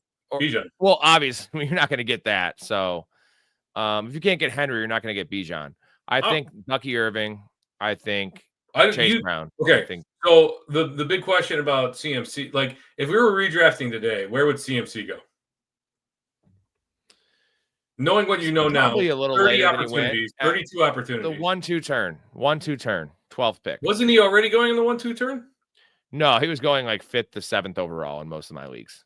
You're saying he would drop, knowing that they're committed to him as their workhorse running back, like literal workhorse running back, 32 opportunities? Yeah, because like Kyle Shanahan can't help himself, and we see him still giving him 31 touches. So like we know there's just no world where if this usage keeps up, Christian McCaffrey plays 14 games. Yeah, there is just no world, bro. We know that, but I don't think that fantasy managers, the general fantasy public knows that. They should. Well, they should, unless they're fucking slow. Like CMC, when he's healthy, he is the number one running back. Like he's the 101. Like there's no argument there. So why would you not be able to get Bijan Robinson for him? Because Bijan Robinson is the stud of studs, bro. Like there's no worry. He's healthy as a horse. I mean, that's the difference for me. Where would you rank? There's a reason. Weekly ranks. Where would you put CMC, Derrick Henry, and Bijan Robinson this week? They're all top 5. I mean, I'm not trying to say CMC doesn't have like weekly value. It's season long value, right? And there's a good chance you're not going to have CMC for your fantasy playoffs. Yeah, but like it looks like that, or a chunk of the middle part of the season. But does the Bijan Robinson owner know that? Probably not, because people are dumb. Sack of the South, he's been having some good comments here. How do we feel about Rasheed Rice's value right now? It's only gone up with Worthy, whether he's out. He's going to be probably back by week 6, but you're going to have a diminished Worthy, an injured Worthy, a tiny Worthy with a shoulder injury. Like, we're worried about Drake London's shoulder. Like, this is much worse, bro. And Rasheed Rice the worry with Rasheed Rice holding him for 6 weeks was that Xavier Worthy dominates and takes that role and keeps that role as in the high value touches that they scheme up for him. Right now, he's not going to have a chance to take that role. So Rasheed Rice is looking like he's just going to come back into that awesome role we loved, right? So it's better than it was when we drafted, correct? Yeah, 100%. There's no question. Like I said earlier on the stream, Worthy is not going to be 100% for the rest of the season. It's just fact of the injury that he sustained. I mean, he ran into a brick wall with shoulder first. So they're going to be able to cobble together some wins, but Rice is the guy that they need on. Travis Kelce looks like dust, man. Like outside of the one play that they schemed really, really well to get him wide open and let him kind of streak up the seam for that touchdown. Outside of that, like he looked just like a corpse out there. So he was running like the kids from Weapons with his arms out, bro. Yes. Have you seen Weapons, by the way? Have you seen that? No, I gotta go see that. Looks pretty good. Ooh. Well, I have that Android box, so I get all the new movies for free. You already saw it? Really good. Really good, bro. It was weird as hell. Did you see Barbarian? Yes. Yeah. I like that director. Oh, did you like Barbarian? I did. Yeah. What's his name? This is definitely better than Barbarian, dude. Okay. I forget the guy's name. I mean, we do a movie pod together, so I should know his name. So I'm a little Damien Chazelle, is it? Muscle hammered. So. Yeah. We'll say that's his name. It's good. It's weird. And like the first 20 minutes, you're like, this sucks. And this is what am I watching? And like, yeah, Zach Kreger. Yeah, it's good, man. It's really good. So I definitely recommend that movie. And I'm very skeptical of new movie story. Well, I really want to see it. It looks good. Sack of the South says, or too much. What is he referring to? Or he said he got him at pick 7. I don't know. I got Rice and Worthy. You got to try to move off one of them because I don't think you're going to want to start both of them, JD. right? You want to start both Rice and Worthy when they come back. Like, you're going to be looking at a wide receiver 2 and a wide receiver 3, which isn't the worst thing in the world, but Lexi says, did y'all gloss over Gibbs? Not sure how worried I should be. Do not be worried about Jahmyr Gibbs. Although he did break a record for, I don't know if you saw, he had 10 catches for 31 yards. Lowest yardage total on 10 catches in NFL history. Wacky, bro. I know he's a running back, but he's so explosive. How does that happen? That's a riddle. I don't know. It is. I'm a little worried about the Lions. I get the Packers have a really good, probably a top 5 defense, but was perhaps the combination of Dan Campbell and Ben Johnson was like one of those greater than the sum of its parts, and either one independently sucks and is stupid, but together they're like this mega genius. I don't know. It was really weird to see Ben Johnson make some really kind of head-scratching decisions, and also to see Dan Campbell be so unprepared for the Packers defense in week 1. I'm not worried about Gibbs at all. Like, at all. I know it looks rough. Like, they're going to get back to their explosives. Jahmyr Gibbs, the optimistic part of this is that Jahmyr Gibbs is a top 3, maybe top 2, maybe best receiving back in the NFL. He's never cracked 50 catches. And that's because they just ran the ball down teams' throats. And I said it in the preseason draft process. Jahmyr Gibbs is going to like break fantasy in receptions. Now, he's not going to have the 16 touchdowns or the 1,300 yards rushing, but he might have 80 catches this year. And he's on pace for 100. The value is going to be had. That's right. That's where the value is going to be had, right? He's going to be a 5-6 catch a game guy. And we all know catches are much more valuable in PPR just for fantasy. And just the yard, it's weird. He averaged 3.1 yards per catch. Like, he's going to average 9 yards per catch, bro. So when he hits 5 catches next game, he's going to have 50 yards receiving. Well, the receptions are worth about 1.5 times in fantasy value than carries. So Gibbs, I'm not worried about Gibbs either. I'm a little worried about the Lions offense in general, but we'll see what week 2. Let's see how Dan Campbell bounces back.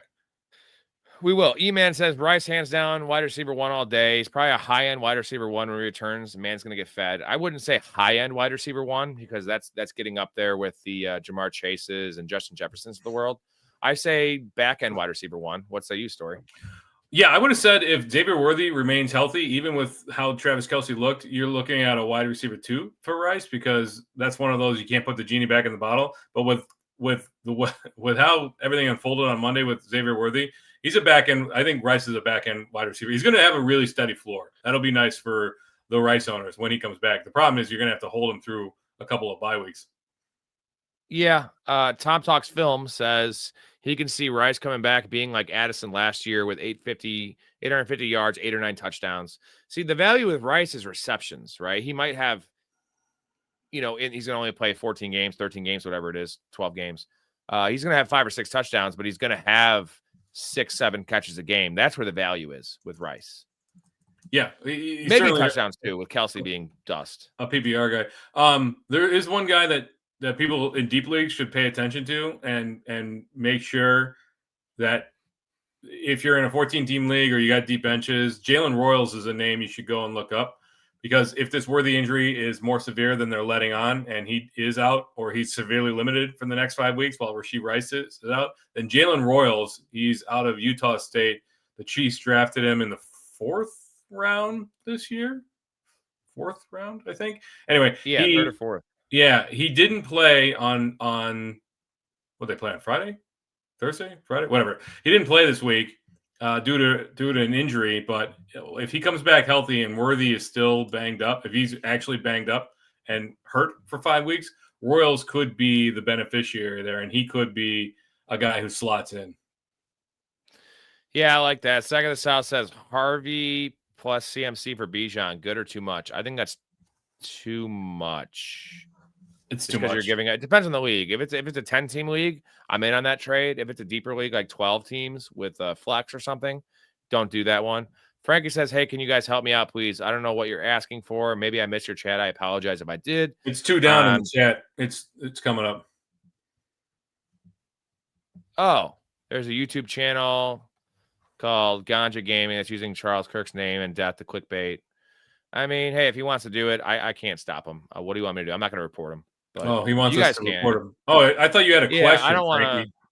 No, and that's fine. You could do that. That's pretty lowbrow, but like people suck, bro. Like, what do you want me to say? Like, they suck. If you have a fantasy question, we're here to help. Frankie, say relax. Yeah, and dude, I'll talk anything. We were just talking Weapons, the movie. We were talking Barbarian. Like, me and Story are movie. He's a movie buff. He is a cinephile, and I am I'm a cinephile too. Need a trade. We got a question here from Tom Talks Film. Need a trade for a backup running back that's quality. I have Boutte and Quentin Johnson. Which one would you trade for which running back? I'm thinking Tyrone Tracy. I doubt you're getting Tyrone Tracy for either of those guys, but probably not. Who has more value right now? It's Quentin Johnston. Yeah. And you want, of those two, you want Boutte long-term over QJ. QJ is going to be inconsistent. I think Boutte is going to have pretty reliable production. I think what we're all forgetting is Trey Harris is still there. Now, it's going to be a slow burn for Trey Harris. Don't tell this to the counselor, but Trey Harris is going to eat into he's going to get some snaps down the road. Keenan Allen was far more involved right off the bat than I was expecting, and he seems like he's back to being Justin Herbert's guy.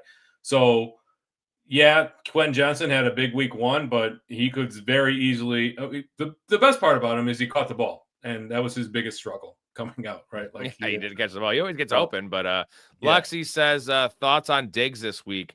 It's still a hold for me in terms of I'm not starting him unless I have to. Like, I'm starting Ridley over Diggs. I'm starting Pickens over Diggs and Ibuka.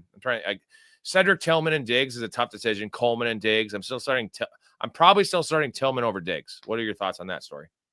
I'd probably start Diggs over Tillman right now. I want to see another week of it. I'm definitely starting Coleman over him. What's that? Seti Till, man. I love Seti Till. You said Ridley, right? I'm definitely starting Ridley over him. Yeah. Olave. I'd probably start Keenan Allen over Diggs this week. I would definitely start Deebo Samuel over him. Marquise Brown, I would start over him. So E-Man says the only receivers I take over Rice after he's back and healthy are Chase, Jefferson, Nico, Puka, and CD. I think maybe Malik. I don't know. I see them similarly. I take Rice. I get all those. Malik, I still want Malik Neighbors over Rasheed Rice. Nico Collins, I know the panic level is high on Nico Collins. You still want Nico over Rasheed Rice, right? I do. After week 6. I still want AJ Brown over Rasheed Rice too. Well, I don't think I want to go there. I want Drake London over him. I want JSN. JSN's the line, right? JSN or Rice. Definitely JSN. Trying to think who else would be up in that list. What about Ladd McConkey? Would you want him over him? Brian Thomas?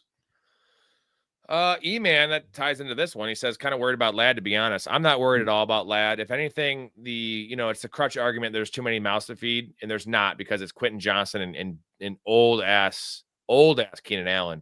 It's only going to open up the field for Ladd McConkey. I'm not worried about Ladd McConkey. The run game will open it up too. Ladd will be fine. I'm not a big Ladd guy. I liked him in the mid-3rd round where everyone was taking him early, like end of 2nd.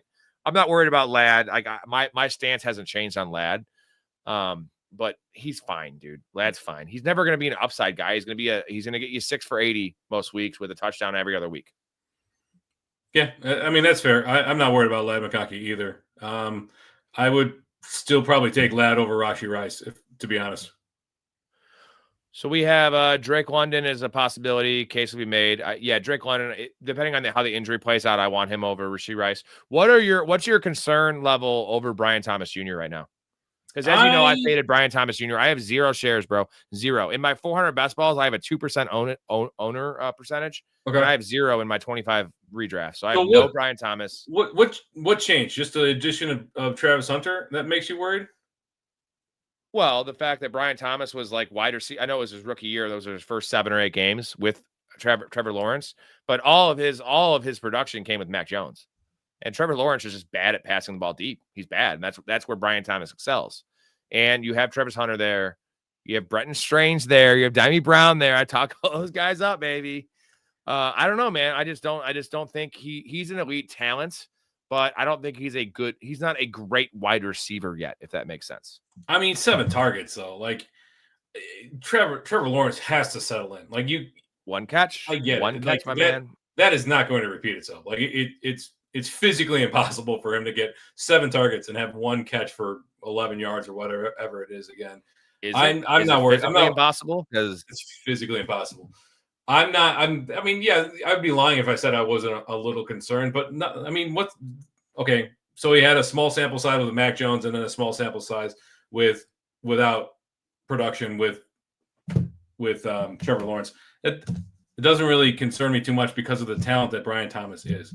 Like Travis Hunter coming in, it's like Jamar Chase and CeeDee Lamb, or Jamar Chase and T. Higgins, right? Like one guy on the other side of the field should open things up. I'm not worried about Brian Thomas. Luxy says, got too buzzed on multiple drafts and my flex options are meh.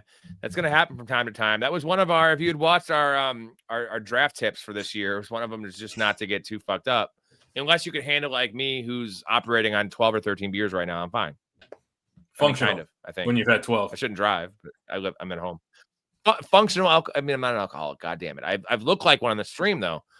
We got Sack of the South with T-Mac or A.J. Brown. A.J. Brown, right? Yeah. A.J. Brown. Ted McMillan, like A.J. Brown's over? I don't know what his player. I haven't looked at any player 75 yards. How much? 75 yards. 75. And what'd you say Chase is? 85. I like Jamar Chase as much more. I mean, but still, like, the books are putting in a 10-yard difference. Like, we might see some squeaky wheel treatment for A.J. Brown this week. Luxy also says, I thought Lawrence was an immediate upgrade over Mac. I mean, he is, but the Mac thing was weird last year. Like, he just literally focused on Brian Thomas Jr. That's it. And there was no one else there, and it was just literally all the Brian Thomas Jr. show. And they were losing every game, so it was like garbage time, too. I love this quote right here. I don't draft sober. I think you should try to taper it a bit. I mean, if you can't handle it, I don't know. I get it, but like you just get drunk after the draft. And if you're talking about offline drafts, I get that because like some of my home leagues, it's a 5-hour process because you're doing the board and all that shit, and you're eating food and yeah, dude. On my XFL draft, the one we did, at my buddy's house, 100 wings and 7 pizzas, and it was 10 of us there. We ate it all, dude. Where did you order from? It was Little Caesars for the pizza, so they're kind of smaller, but Wingstop for the wings. But we had like 20 wings left, and the last 3 of us at 6:30 in the morning, we heated them up and crushed them, dude. It's great. I was eating them cold, and they were sitting out the whole time. It was, I think, 10 people there total. There's 12 in the draft, but some people weren't there, and we had a couple people that just come and hang out. We crushed some food, though, baby. Okay. E-Man says, what about T-Mac? I have Keenan Allen, but also have Ladd starting. Have DK, JCM, Chubb, Warren, Henderson on the bench. Henderson should probably be I mean, I would want Henderson starting over Keenan Allen, right? You're starting Travion Henderson over Keenan Allen in PPR. DK, JCM, Chubb, Warren, Henderson on the bench. PPR price not look good. Yeah, Henderson should be. If this is a flex spot, Henderson definitely over either T-Mac or Keenan Allen. I'm not sure who your starting running backs are. That Henderson isn't one of the top 2, but if this is a wide receiver question, I'd still go T-Mac over Keenan Allen. I get that. JD says, I don't think I've ever drafted sober. I mean, I do 25 drafts, so I guess I am always drunk. So, but no, I like to draft sober too. Lexi says these were parties, can't party sober. I get that one, man. I mean, there are other alternatives. If you consider cocaine, Adderall, like there's other alternatives, acid. Microdosing ketamine.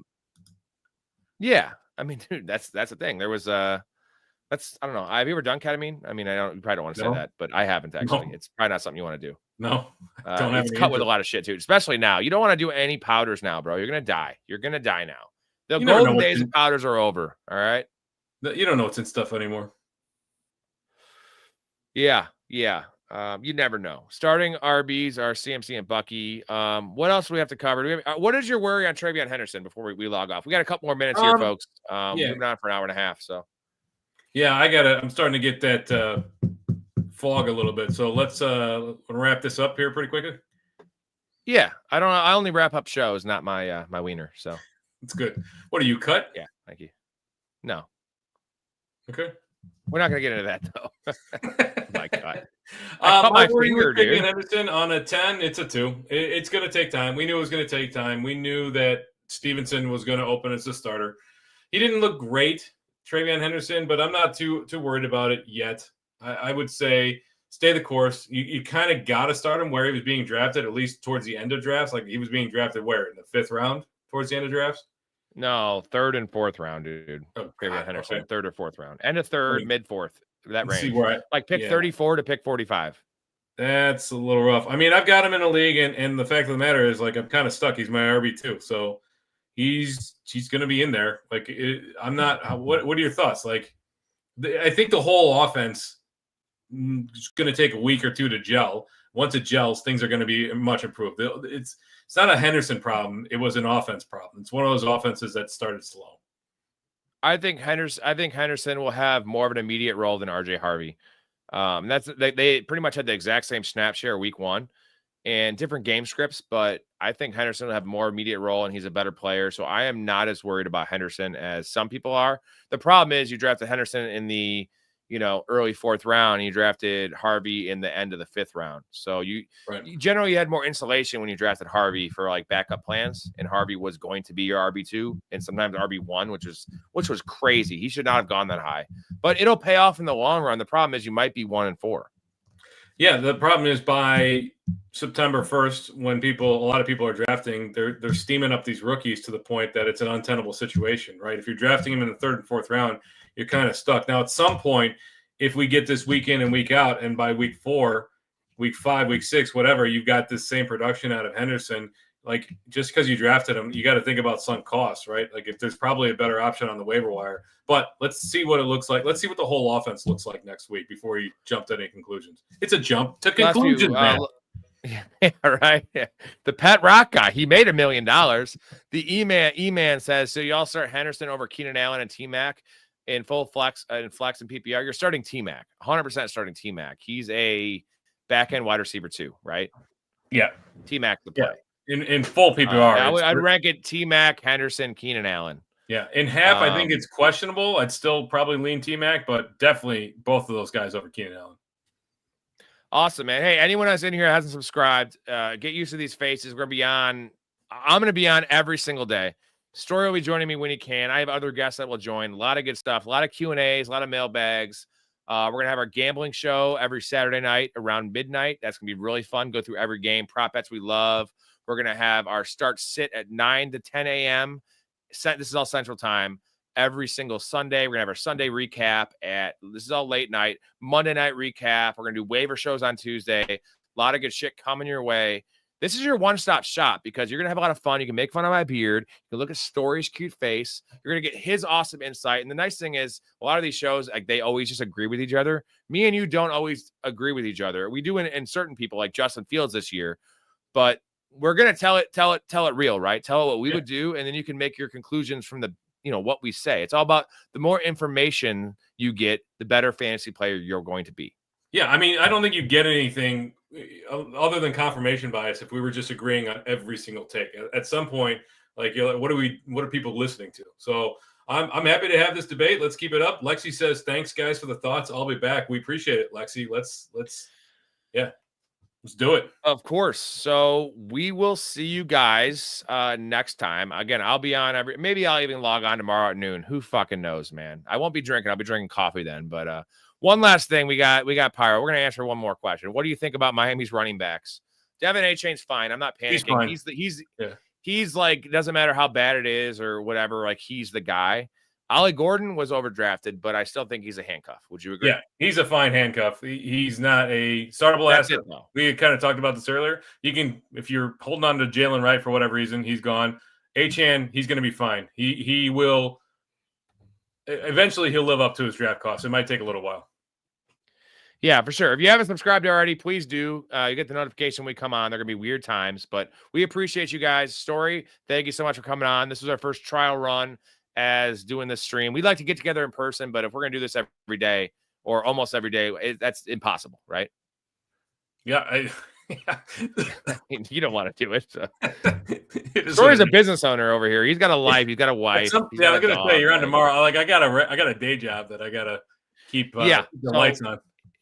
He's a late night guy though, so should be joining me on a decent amount. I have other dudes that are come on too, or you can just talk to me. I can handle a solo show story. He does handle it pretty well. So yeah, we'll see you guys. We appreciate it, man. Yeah, I'm not used to nice comments. Usually it's always been just like you look like an Amish piece of shit.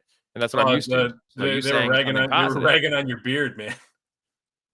That's fine. I want to see what they look like. Those fuckers are probably like, like the world, like the Make Love Not Warcraft dude in South Park. Like, yeah. That's probably that dude trolling me, right? Like the zits and the Cheetos and shit. Like I'm 250 pounds, but I don't look 250, bro. Damn straight, dude. All right, guys. This was awesome. Appreciate you guys. Story, I'll talk to you soon. Yeah, Thank you again. Like and subscribe. We're going to see you in the future. Love y'all. Keep it positive, and we will see you soon. Later, everyone.